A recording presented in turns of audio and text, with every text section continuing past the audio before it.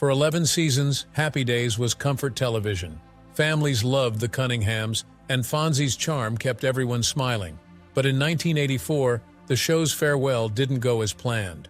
One scene was changed at the last minute by ABC, shocking fans, frustrating the cast, and blindsiding the creator. What happened in that moment, and why did it hit so hard? This is the controversial scene that took Happy Days off the air for good. When Passages, the two-part final episode of Happy Days, aired on May 8, 1984, it was meant to give the Cunningham family and the fans who had grown up with them a proper farewell. In that episode, many longtime arcs came full circle. Joni Cunningham and Chachi Arcola finally tied the knot, and Fonzie fulfilled his heartfelt wish by adopting young Danny, becoming more than just the cool kid on a motorcycle but his family.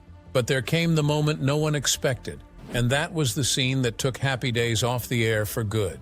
As the wedding ended and the family gathered, Howard Cunningham, played by Tom Bosley, looked straight into the camera. He spoke directly to us, and not another character, but the audience that had welcomed the Cunninghams into their living rooms for over a decade. He said, "Thank you all for being part of our family.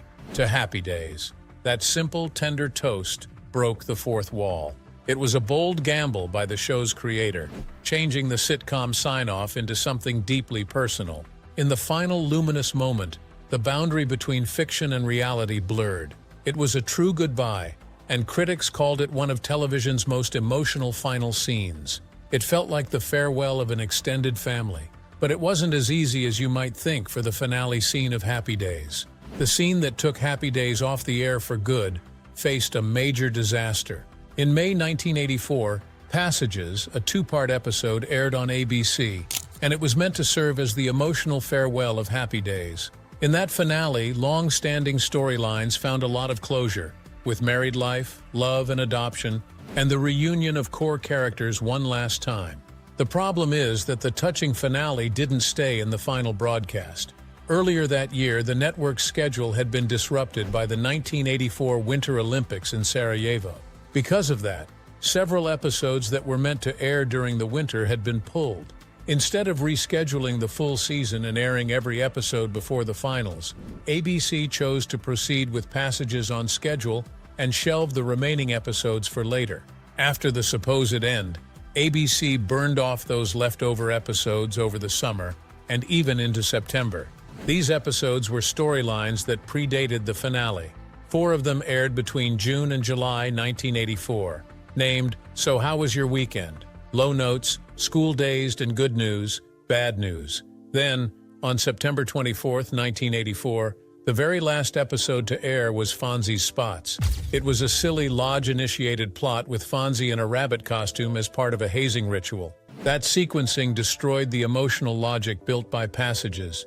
Instead of the touching final toast remaining the last memory, audiences got extra sitcom filler.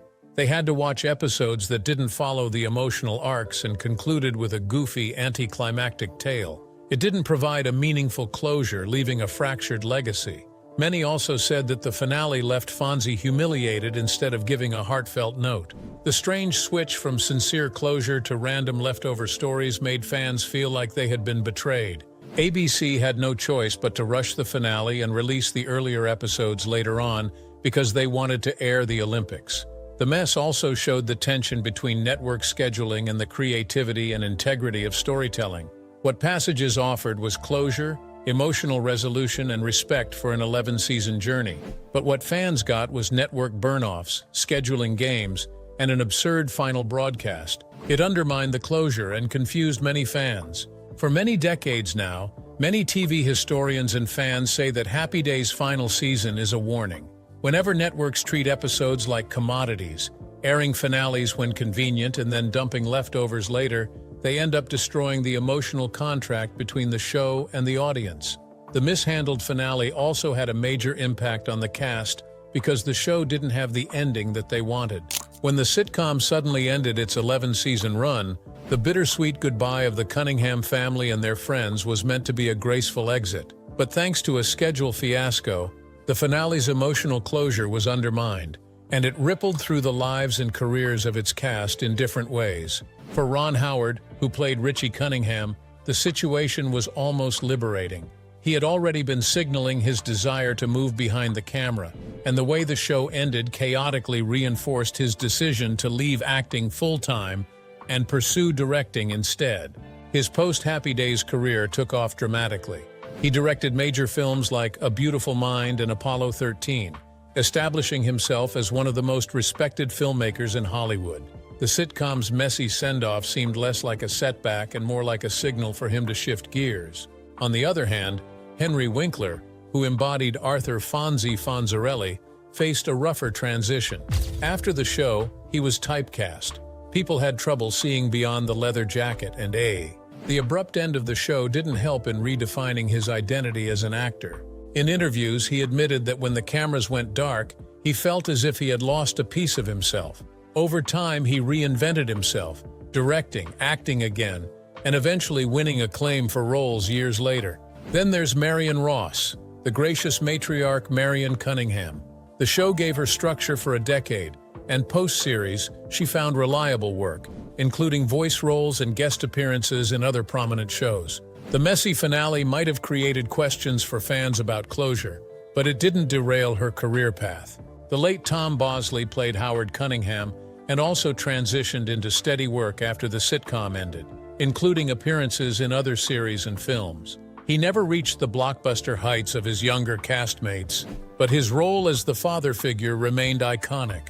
By contrast, Erin Moran played Joni Cunningham and Scott Baio played Chachi Arcola, but they found themselves facing tumultuous careers after the show. Moran, despite being a beloved face on the show and its spin-offs, found fewer meaningful roles, faced financial and personal struggles, and eventually passed away in 2017. Baio had moderate success, but remained closely tied to his Chachi persona and never fully escaped the shadow of the sitcom. But aside from the chaotic finale, Happy Days faced many other challenges during the filming of the show, from controversies to scandals.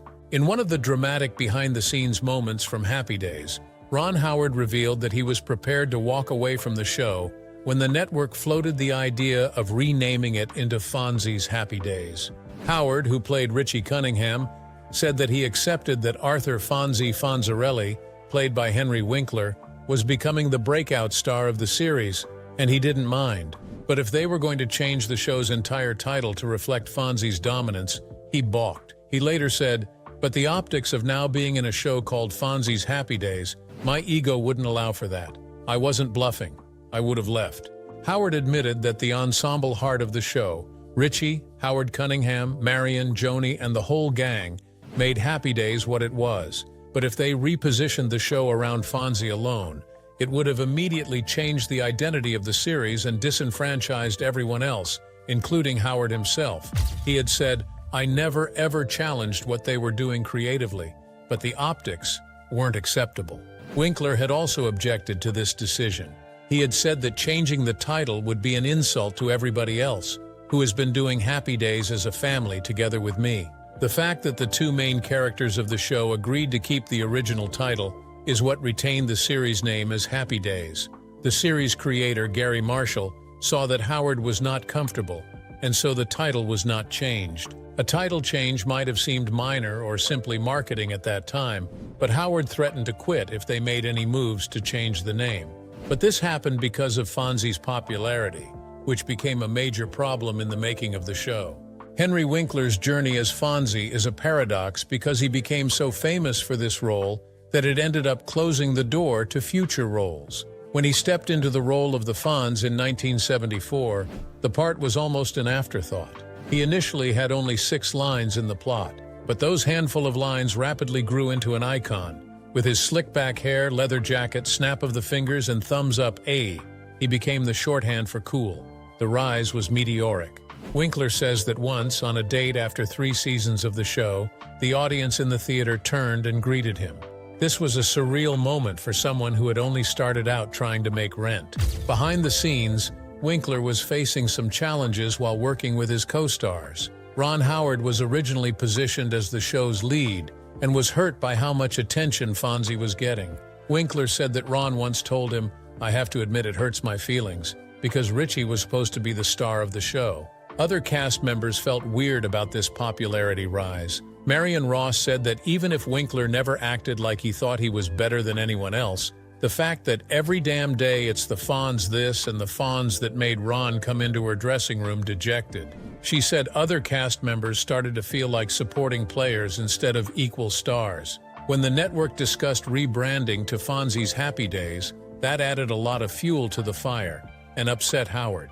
Winkler said that he made a point of staying humble and respectful in front of his castmates so they won't feel like he was proud because of his fame. He was conscious to never be less than respectful to Howard and didn't want to flaunt his fame. While all of these were happening, Winkler was feeling a lot of emotional challenges. In interviews, Winkler has admitted that despite the outward success, he felt inadequate, embarrassed, and bound by performance anxieties. His dyslexia was affecting his life in different ways, and script readings terrified him, causing him to make mistakes in front of others. The series ended in 1984, and the curtains closed on the show and his identity as Fonzie, which had been so ingrained that casting directors struggled to see Winkler in anything else. He said that after Happy Days he was not hireable. That caused him to focus more on directing, producing, and creating children's books. But he finally got a chance to act again with the role of Gene Cousineau on Barry, which earned him a Primetime Emmy in 2018. Aside from the behind-the-scenes tensions between the cast members and the chaotic ending, there was another strange part of the movie that became a warning sign for others. The curious case of Chuck Cunningham from Happy Days has become one of television's most enduring quirks. Initially introduced as the eldest Cunningham sibling, brother to Richie and Joni, Chuck appeared in early episodes as the guy with a basketball always in hand, but he was more like a background character than someone important to the family's story. But after a handful of appearances in seasons 1 and 2, portrayed first by Gavin O'Herlihy and then briefly by Randolph Roberts, Chuck simply vanished. There was no dramatic exit or thoughtful send-off, and in the later seasons, they never talked about the eldest son ever returning. He was simply gone, and the family adjusted, as if he always had only 2 children. The fascinating part is how the removal was handled. Behind the scenes, creator Gary Marshall realized that Fonzie was becoming more popular, and that was changing the show's dynamic. Chuck's role shrank while Fonzie's grew, and eventually, the decision was made to quietly let Chuck fade and disappear. Apparently, Marshall said that they wanted to see how much mail they would get if Chuck just disappeared and got almost none. The erasure created the term Chuck Cunningham syndrome, used when any TV character disappears without explanation, and their absence becomes part of show lore. After the scene that took Happy Days off the air for good, the production team tried to make new sequels and spin-offs, but they never actually worked out. One of the most glaring miscalculations came with its spin-off, Joni Loves Chachi. The original show had built its charm on the warmth and ensemble dynamic of the Cunningham family and the iconic presence of the Fonz. But when producers decided to invest heavily in Joni and Chachi's pursuit of a music career storyline, relocating them to Chicago and centering on rock gigs, bands, and singing performances, it didn't work out. The problem wasn't that the characters were changed, because Joni and Chachi had their own arc on Happy Days, but it was the context and tone that made it different. Fans were expecting Milwaukee nostalgia, family dinners, and wise dad moments at Arnold's Drive-In, but what they got was musical performances and romance plots. Many said that the show was out of sync, the humor was falling flat, and the storyline felt forced. Even more jarring was that Joni and Chachi were asked to carry a show with demands they couldn't handle, like music and performances, instead of just acting. Many fans didn't enjoy it, and said that it lacked the vibe of Happy Days itself. Others even said that the singers couldn't sing a note. The spin-off only lasted about 17 episodes before it was canceled. But this wasn't all. There were other spin-offs and sequels that flopped or faded. One of these was the 1977 Blansky's Beauties, which was set in Las Vegas and introduced in a Happy Days episode via Nancy Blansky, Howard Cunningham's cousin.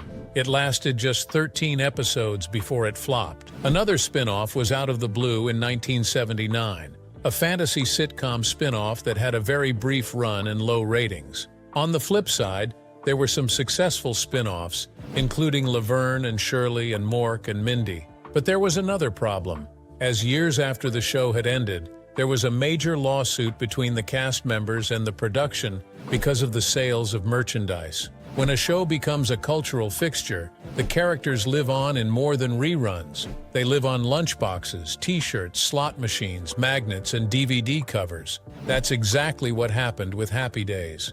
In April 2011, 4 former cast members, Marion Ross, Don Most, Anson Williams, Aaron Moran, and the estate of Tom Bosley, filed a $10 million breach of contract lawsuit against CBS, which held the rights to the show. They claimed that their contracts guaranteed them a share of merchandising profits tied to their names, images, and the show's commercial life. But the actors realized that their faces came up in licensed products so far removed from the original sitcom setting. Ross found out through a casino slot machine player that her face triggered jackpots in games. This was more than the cast had ever seen or been compensated for, and the brand was exploiting their images. Their contracts had reimbursed them 5% of net merchandising proceeds if their solo image was used, and 2.5% if as part of a group. Meanwhile, CBS said that they owed each actor around $8,500 to $9,000, based largely on slot machine revenue. The suit went through several legal twists.